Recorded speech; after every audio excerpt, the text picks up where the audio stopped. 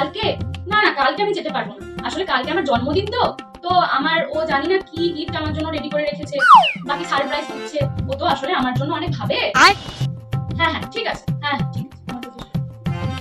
কি বলছো কালকে? না না, কালকে তো হবে না। কালকে আসলে আমার জন্মদিন আছে তো। তো কি জানি ও আমার জন্য কি সারপ্রাইজ কি গিফট রেডি করে রাখছে। আসলে আমার কথা অনেক ভাবে তো। হ্যাঁ কি বলছো কালকে? না না, কালকে তো হবে না। আসলে কালকে আমার জন্মদিন তো।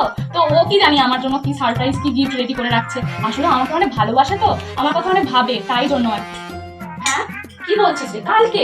না রে, কালকে আমার হবে না। আসলে কালকে ওহ, আমার শুনেছি কালকে তোমার জন্মদিন, তোমার গিফট লাগবে।